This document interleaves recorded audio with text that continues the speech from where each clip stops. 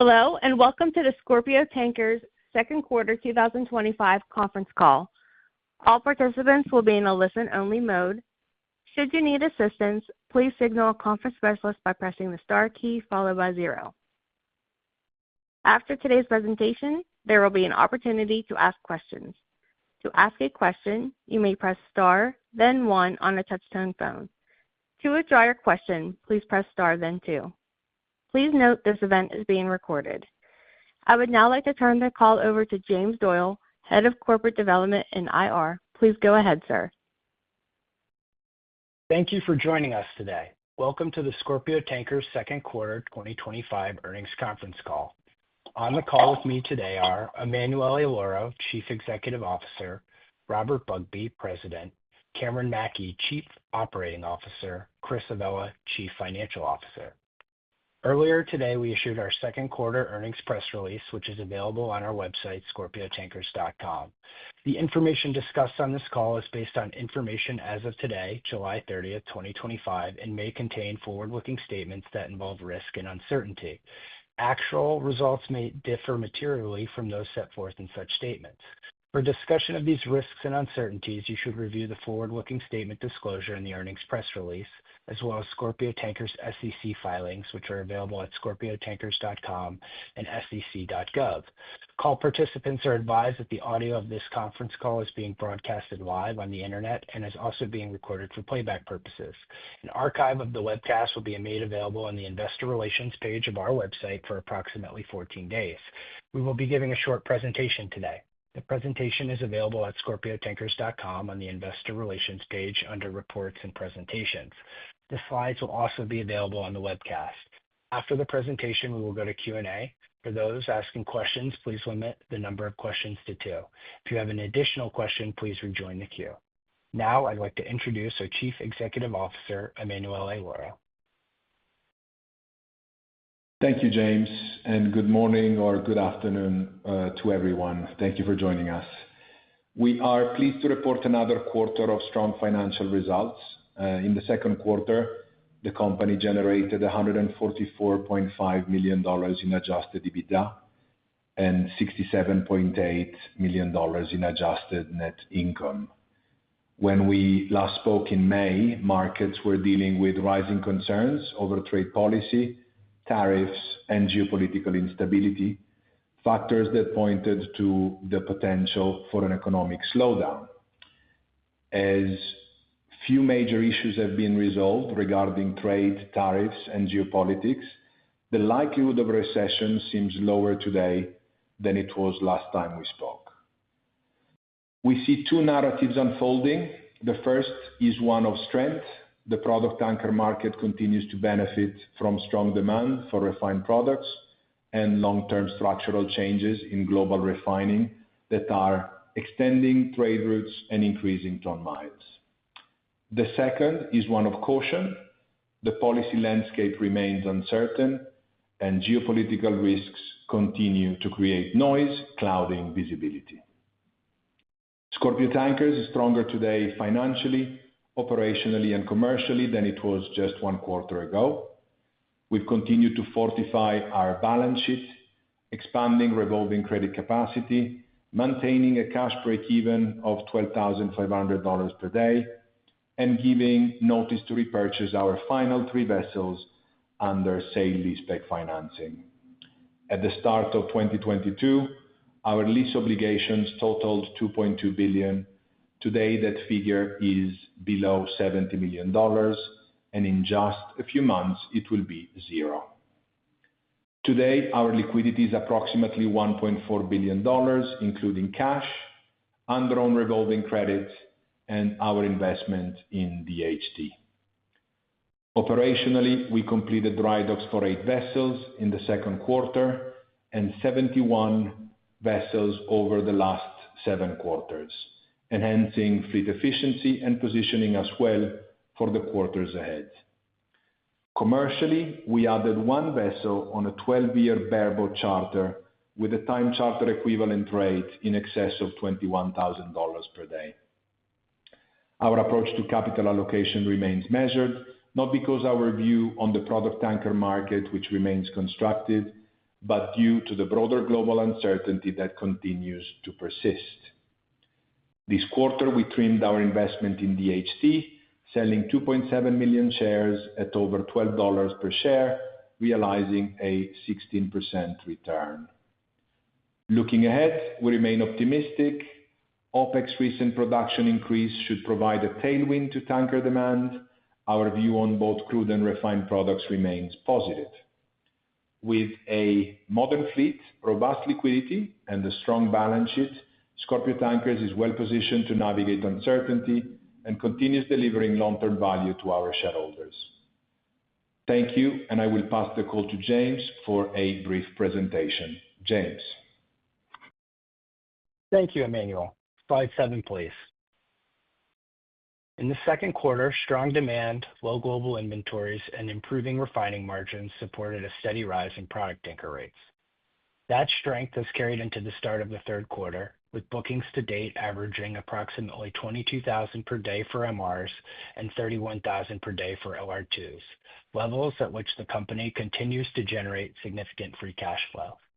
While tensions between Israel and Iran did not disrupt flows through the Strait of Hormuz, the return of Houthi attacks in the Red Sea and the ongoing conflict in Ukraine serve as reminders of how fragile the geopolitical backdrop remains.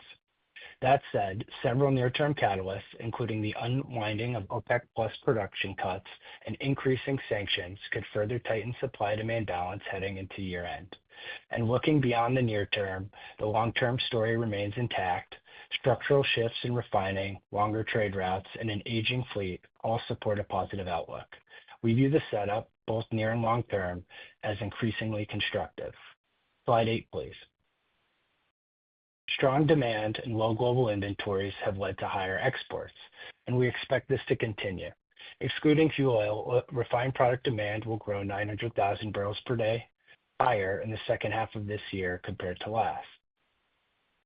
In July, seaborne product exports averaged 21.1 million barrels per day, about 400,000 barrels per day higher than the same month last year. Slide 9, please.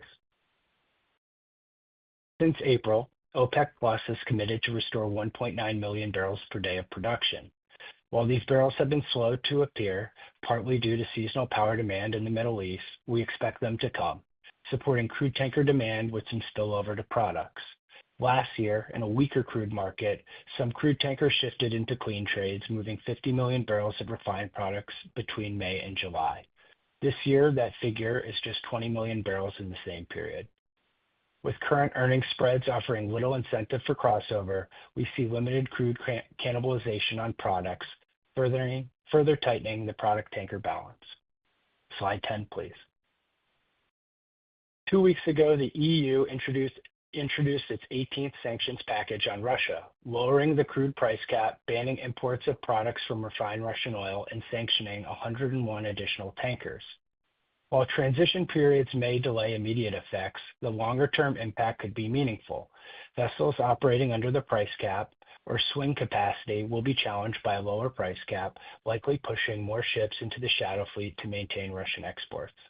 Many of the vessels doing strictly Russian trades will struggle to re-enter Western markets because of their age, operating history, and insurance or maintenance shortcomings. For example, 89% of the MR vessels sanctioned by the EU and UK are older than 18 years.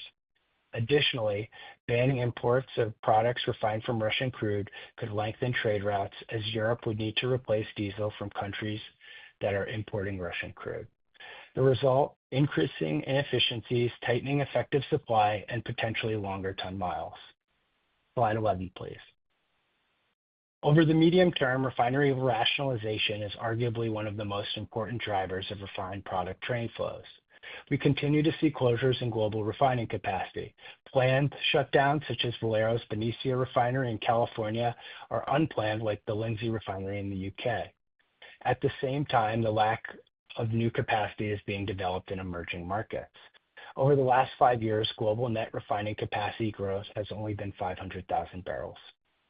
Refineries face steep capital outlays to stay compliant with tightening regulations, and for older refineries, the economics may no longer work. As we have seen, refinery closures don't eliminate demand, they simply reroute it, and often across oceans and longer distances. This has been a key driver in ton-mile demand, which has increased 20% since 2019. Slide 12, please.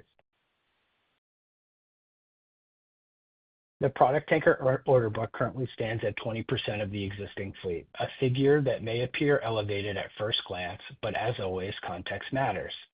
A wave of fleet renewal was inevitable. Between 2001 and 2008, nearly 1,500 product tankers were ordered. Many of those are now reaching 20 years of age, with a growing share approaching the end of their commercial lives.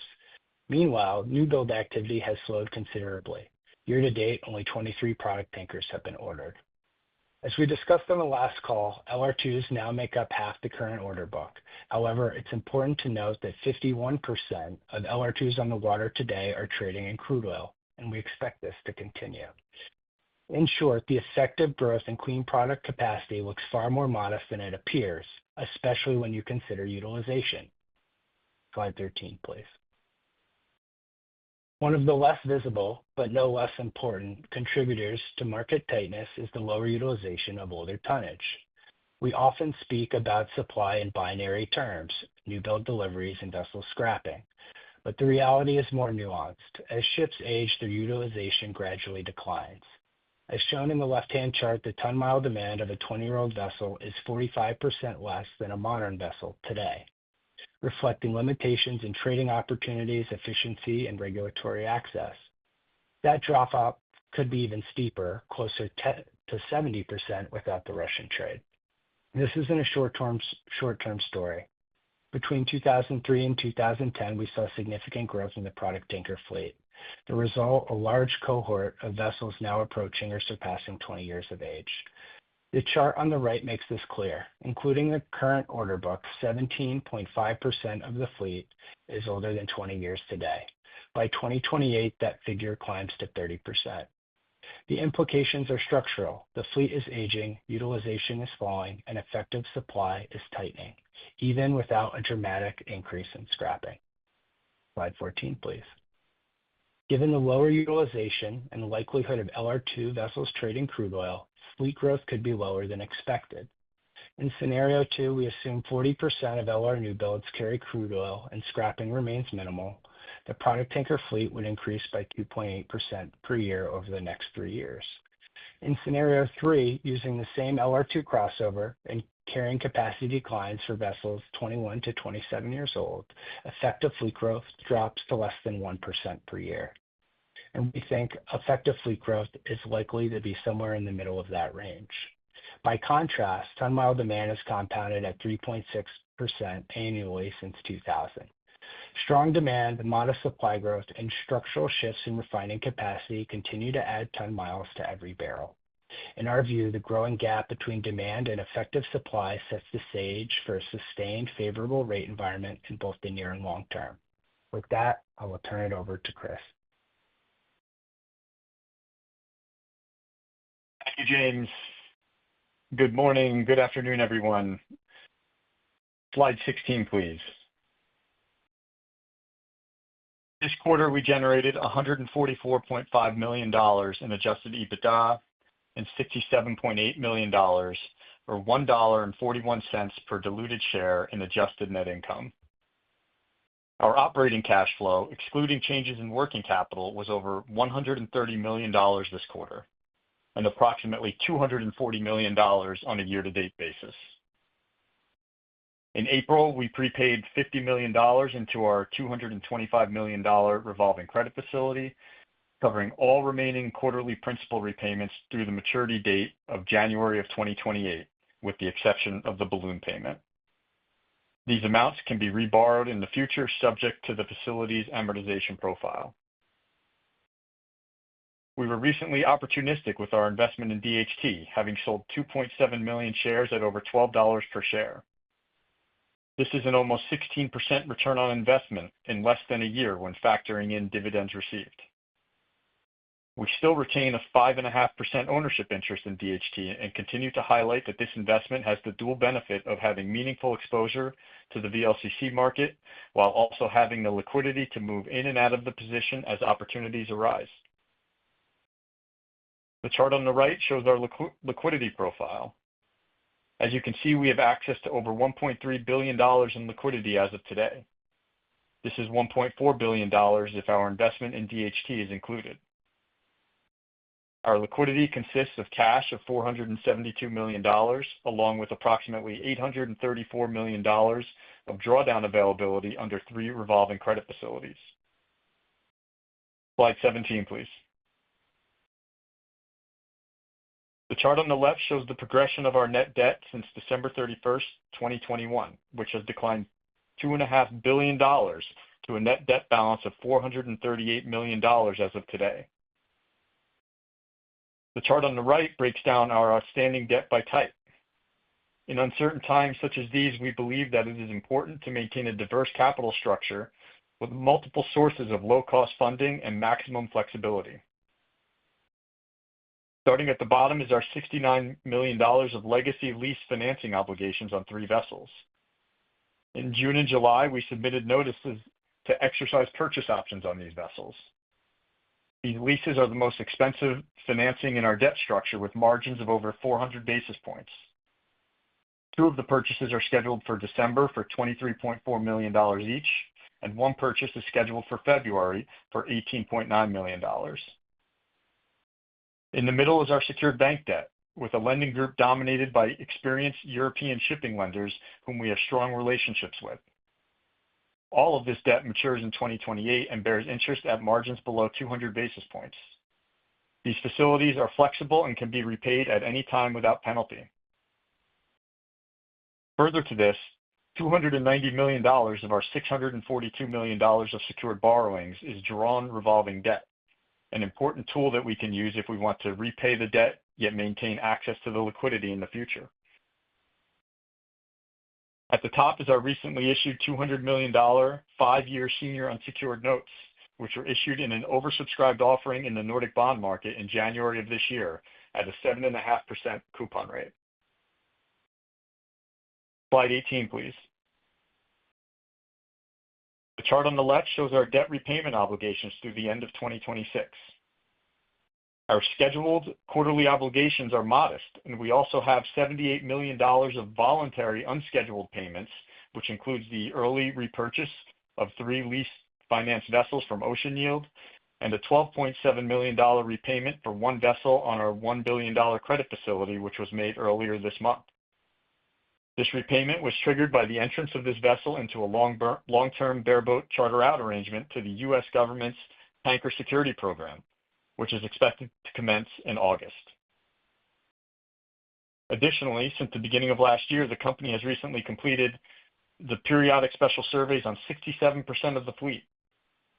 The work performed during these dry docks has enhanced the operating efficiency of each vessel, as can be seen by the continued quarter-over-quarter improvement in vessel operating costs. Our forward dry dock schedule is light as we come to the end of the year, with far fewer off-hire days as compared to last year. Slide 19, please. The strength of our balance sheet positions us to continue to generate excess cash flow even in challenging rate environments, given our low cash break-even levels. Further to this, our operating leverage positions us to benefit from spikes in spot market rates that have become commonplace over the past 3 years. To illustrate our cash generation potential, at $20,000 per day, the company can generate up to $271 million in cash flow per year. At $30,000 per day, the company can generate up to $632 million in cash flow per year. And at $40,000 per day, the company can generate up to $994 million in cash flow per year. This concludes our presentation for today. Now I'd like to turn the call over to Q&A. We will now begin the question and answer session. To ask a question, you may press star then 1 on your touch-tone phone. If you are using a speakerphone, please pick up your handset before pressing the keys. If at any time your question has been addressed and you would like to withdraw your question, please press star then 2. The first question comes from Jon Chappell from Evercore ISI. Please go ahead. Thank you. Good morning. James, great presentation on the market. I think there's been a lot of starts and stops to the product tanker market, and there's a lot of optimism now, whether it's between what you booked quarter to date or even the recent activity in the spot market. Between now and when we speak to you again in 90 days, what's going to happen that's going to make either your quarter to date number look higher or your quarter to date number look lower? And just we think about the risk reward from here over the coming 45 to 60 days. It's a good question. I mean, look, I think the European next round of sanctions have a transition period, right? So it's 90 days on the price cap. It's 180 days on the Russian refined crude product exports. So I think that's a little bit later, but it does seem like OPEC barrels are going to be coming back in September. And last summer, we did obviously have some cannibalization, which is down over 50% of these crude vessels carrying product. That said, it's also a seasonally slower period as we get to the end of August and you go into the summer maintenance season.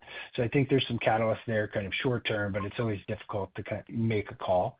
But we've basically seen a market that's been steady as she goes. MR rates have been 20 to 25,000, and LR2 rates have been high 20s to low 30s, and we think there's a good reason that continues. So maybe you don't see an immediate uplift, but things remain positive. Yeah, so John, I'd just like to add to that just listening to what James has been saying is that even the OPEC thing coming back in September, it is not really going to affect much of the third quarter because even if you have 2-3 more fixings now, weeks of fixing now, the majority of the third quarter is done with. But it's we agree with James. There is things to do with Russia, other structural things that can lead to, as usual, seasonally stronger in the fourth quarter, as well as OPEC too. Got it.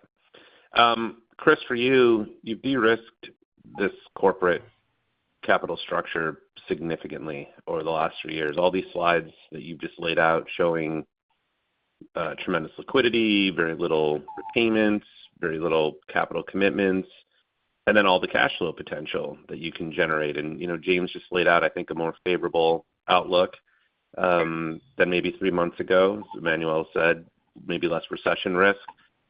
I know that you never want to pin yourself to a priority use of capital, but we've gotten to the point now where there's a lot of cash flow. It continues to accelerate, and there's really nothing identifiable to spend it on. So prepare for black swans. I get it. But if this market plays out the way that, that James has just laid out, how do we think about capital allocation shifting in 26 versus call it the last 3 years? Hey, John, thanks for the question. I guess the first thing I just want to point out is, while things look better today, the issues we were highlighting in May are still unresolved. There's still a lot of uncertainty, and that's how we look at it on a point-in-time basis. We're not going to set out a long-term capital allocation strategy in the midst of this uncertainty. And for now, I think conservative is our approach. I don't know, Robert, if you have anything to add to that, but that's my view on that. Yeah, I would totally agree with Chris. I mean, we're literally just nothing has changed as far as we're concerned fundamentally. I mean, the tariffs is still there, very much there. The two big economic blocks, Europe and China, nothing's been resolved yet. I mean, there's an agreement that was just made in Europe to be ratified. So there's no absolute certainty over the next 30, 40 days that's going to happen. Still dealing with China, which just seems to be postponed out. The actual geopolitical things of Russia, Ukraine, Gaza, Israel, nothing is actually being resolved either way. So we will certainly spend the next part of the summer just doing what we've done before, which is just adding to cash and adding to liquidity. Okay. Thanks, Chris, James, and Robert. The next question comes from Omar Nokta from Clarksons Platou Securities. Please go ahead. Hi. Hey, guys. Thank you. Good morning, good afternoon. Yeah, maybe just wanted to follow up, obviously, on this topic that you were just discussing in terms of, capital allocation in this, market backdrop. Obviously, it sounds like, the fundamental outlook on product tankers remains fairly solid. It's really just the geo-macro, as Robert, you were just outlining. I guess maybe just in terms of the buyback itself, has there anything that's changed in your view on that as a tool? Or is it just really, it's simply about the uncertainty and all of the just angst that's going on in the geo-macro? Yeah, we're maintaining the position that we're having. Otherwise, nothing else has changed. It's the stock itself has, performed better in the last month or two. We're hoping that some of the signs could happen, that we have a more benign risk environment, and then we can see where we are. But we're unlikely to. I can't imagine that we're going to sort of make some announcement and say, okay, this is now our capital strategy. I cannot imagine that will happen. We're much more likely to act rather than say what we are now going to do. Okay. And I guess maybe just in terms of, thinking about the fleet from here, obviously you still have a very young fleet under 10 years of age. You've been a bit on, say, cruise control, harvesting the cash, paying down the debt, building up the balance sheet strength. When does it make sense to start thinking about buying ships again? Modern ships to replace some of your older ones. Not talking perhaps about, say, expansion, but maybe just rejuvenation. Is that in the cards here near term? Nothing right now is on the cards other than, we're operating the company and we're continuing what we're doing.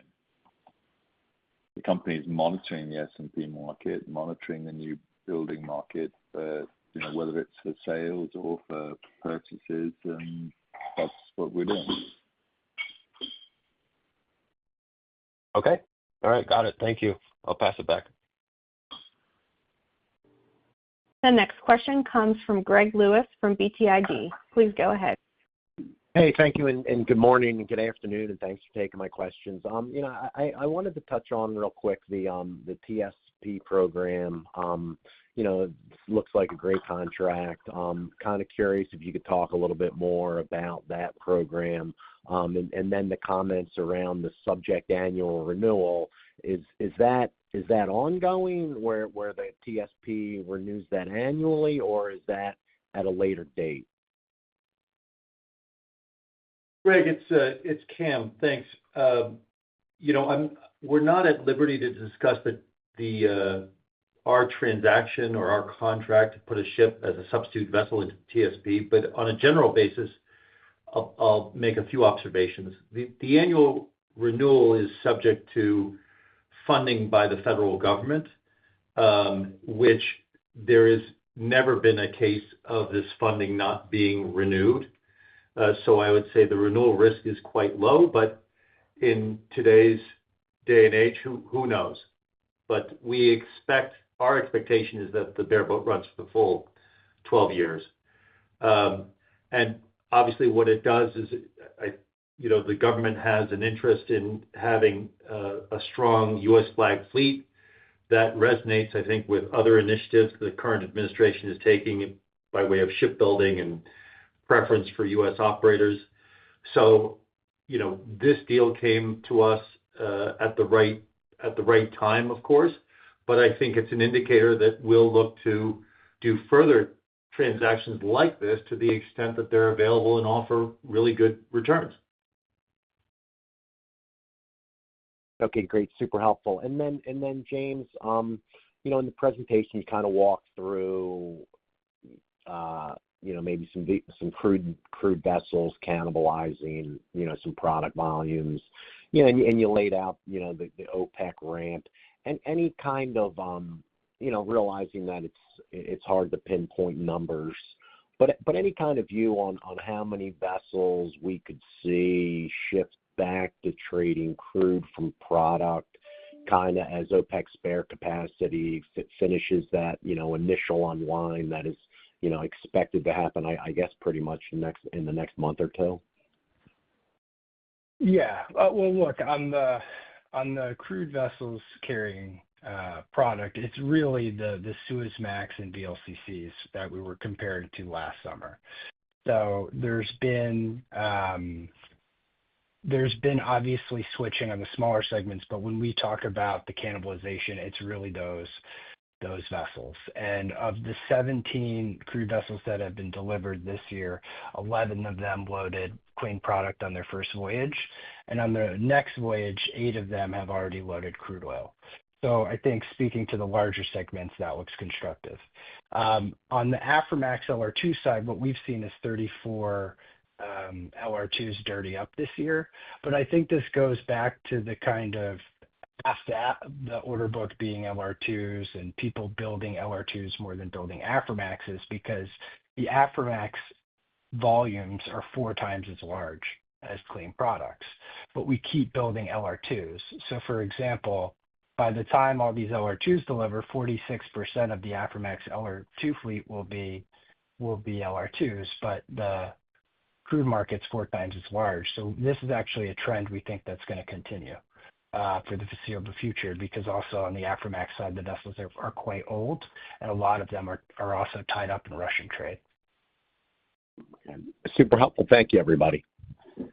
I think just a mention on that, the crude market. I think the crude oil market continues to disappoint everybody. It's been the same story for 3 years at the moment.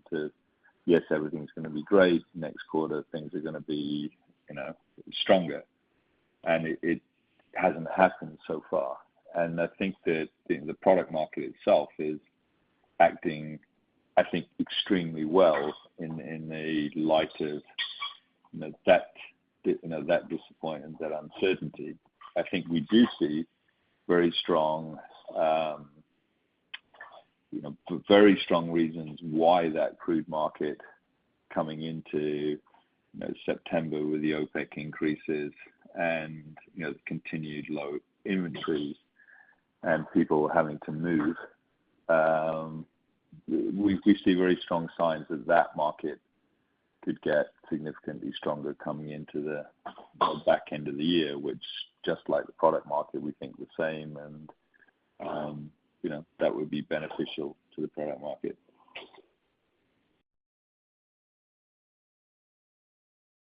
The next question comes from Tim Chang from Bank of America. Please go ahead. Hi, this is Tim Chang on for Ken Hexter. Thanks for taking my question. Saw that vessel OPEX step down sequentially and year over year, somewhat materially, normalizing to 2023 levels. So do you see the run rate OPEX going forward stepping down a bit, particularly for LR2s, or would you still advise us to look at kind of a last 4-quarter running average? Thanks. Tim, this is Chris. Thanks for the question. I would step it down a little bit, but also, yes, use the trailing 4-quarter average. So if you do that, it does step down about $200 a day from what we guided last quarter.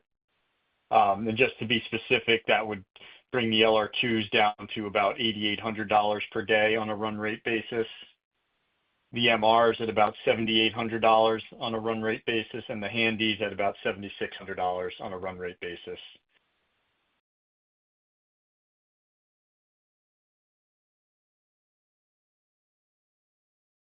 The next question comes from Chris Robertson from Deutsche Bank. Please go ahead.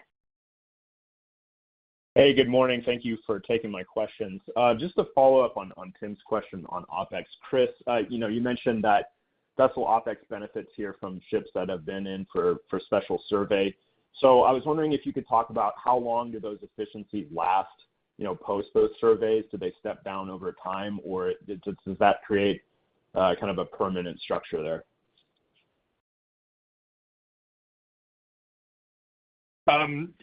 Thanks, Chris. I would say as you get closer to dry dock, vessel OpEx tends to tick up. That's natural. These are depreciating assets that require more work as they age. We're reaping the benefits of the recent dry docks, but I would caution to use a low run rate through the rest of the useful life of the vessel just because of natural sort of wear and tear. Sam, do you have anything to add to that? No, I think that's right, Chris. I'd say it's a combination of things. It's, special survey, you address equipment that needs to be replaced. So in some areas, the vessel is operating as if it were new. In other areas, you are providing temporary maintenance that is temporary, and you'd expect that to reset to, some increased costs over a period of time. So it's a very, very mixed picture that doesn't lend well to a simple answer, unfortunately. Got it. Yeah, no problem. Understandable. Just shifting focus to the market, do you guys have any current color or thoughts around Chinese export quotas for the remainder of the year? Hey, Chris, it's James. Look, in the past, they granted the quotas, and you see an uptick over the summer. We have seen that so far this year. July exports were up around 900,000, up to 900,000 barrels, up from around 600, which is their kind of standard. But it's very in line with what we saw last summer. That said, we have seen strong refining margins globally, but particularly in China. So we'll see, but it is very much controlled at the top level. Got it. Appreciate it. I'll turn it over. Thank you. The next question comes from Liam Burke from B. Riley Securities. Please go ahead. Yes, thank you. You announced a deployment of a carbon capture system on one of your vessels. Is this a significant capital investment on your part? And is there any sense on how effective this technology might be? Liam, thanks for the question. What we're trying to do in a period of uncertainty, not just uncertainty about revenues, but also uncertainty about technology and emissions and future propulsion, is we're trying to be curious while also staying thrifty. So the answer to your question is this is not a significant investment by the company. It is part of an ongoing effort to understand the potential of onboard carbon capture, which can be or is promoted to be a very powerful tool to meet emission standards for vessels operating under fossil fuels for years to come. Where you will find us skeptical is in this transition period of jumping to technologies or fuels that don't yet have the infrastructure or the maturity to provide for the type of commercial deployment which we have, i.e. tramp trading. So whether it's methanol or ammonia or other fuels, we just feel that this transition is going to take a little longer than regulators and other sort of onlookers have promised. And so we are trying to get the most out of our traditional vessels, and that includes finding ways like carbon capture to keep them cost efficient and energy efficient. The pilot will be running for several months, and only then after the results are analyzed do we get to see whether this really has the potential that we think it does. But in the meantime, it's really a cooperative effort. We're not putting in a lot of capital, but we are providing, obviously, one of our LR2s as the platform to run this pilot. Great, thank you.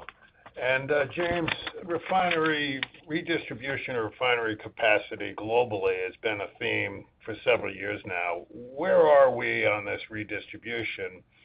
Do you see any continued benefit here, or have things sort of equalized? Continued benefit. So this year we're expecting net capacity growth of actually a decline of 600,000 barrels. and we expect older refineries to continue to close. What is interesting is demand has remained strong. So you see today, obviously, refining margins have continued to rebound. Underlying demand continues to surprise to the upside. And I think that's very encouraging for the long term because on average, it takes 7 years to build a refinery. And a lot of refineries that have recently developed in emerging markets have had delays, cost overruns, and taken a while to come to market. So if you're not building a refinery today, there's very little kind of change in the near term as we go forward. And I think that's extremely positive for our business. Great. Thank you, James. As a reminder, if you have a question, please press star one. The next question comes from Frode Morkedal from Clarkson Securities. Please go ahead. Thank you. Hey, guys. I wanted to discuss oil demand. Seems to be coming in stronger than expected. I guess you see it in the crack spreads are quite strong. The shape of the future curve, still in backwardation, so there is no large inventory builds happening, which have been forecasted for some time. And even the freight market, right? So the summer lows has been pretty good, I guess. Rates have been holding up quite well, right? So are you seeing anything from your side that points to this underlying demand is better than expected? I don't know, maybe in chartering activity, the level of time charter opportunities, arbitrage flows, and stuff like that.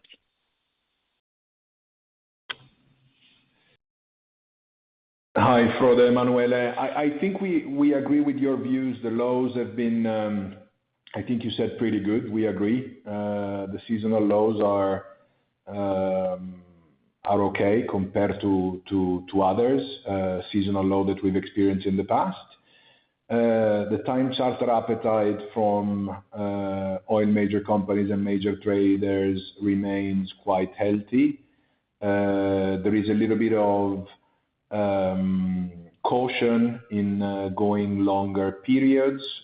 So you find yourself with owners pushing for longer term charters and charterers wanting to still maintain shorter periods with optionality, of course, as you expect, which for the time being, not many owners are caving in for. But it is understandable that charterers want this because the uncertainty and the clouded visibility that we are all experiencing is what they are seeing as well. So as we said, we remain optimistic, cautiously optimistic, but certainly optimistic about what the future lies ahead for the product tanker market. So that's where we are. Great. What about ship values? I just noticed that the ship brokers have lifted the estimated by a few $1 million, like a prompt resale MR above $50 million, which I thought was quite interesting, right? Given the still big discounts to NAV in the sector, stability and even increase in ship values are positive. So any insights into that? What's driving second-hand values? We've seen the correction in second-hand values. So as you know, we've been capturing the opportunities on the sale side for the last 24 months. We stopped as the market has dropped a little bit faster than expected.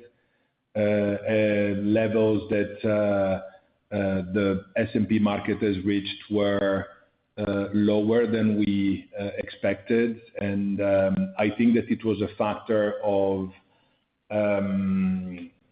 people just chasing and rushing for the next deal, and the market has gotten a little bit out of hand without real reasons. So we see this adjustment as justified, this adjustment upwards, I'm saying, as justified. And we, of course, welcome it.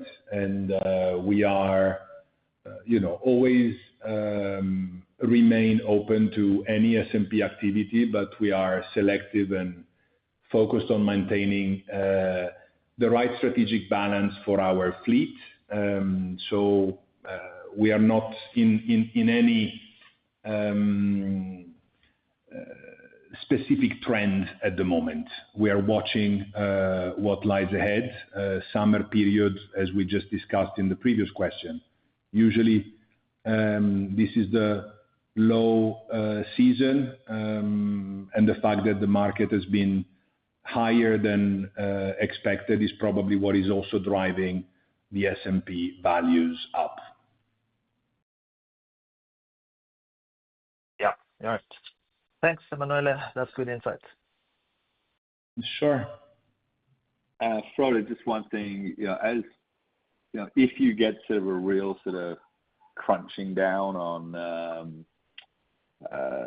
Russia sanctioning, and/or significant changes in Iran, then that's another reason it's just becoming more and more risky to hold the, let's say, the very older tonnage that's being traded in those areas in the tanker market. So in that sense, you could start to get a market or continue to have a market where the newer vessels, whether they are 10, 12-year-old MRs and upwards, or LR2s, Aframaxes, whatever, move in one direction, and the older assets either stay the same or move in the other direction.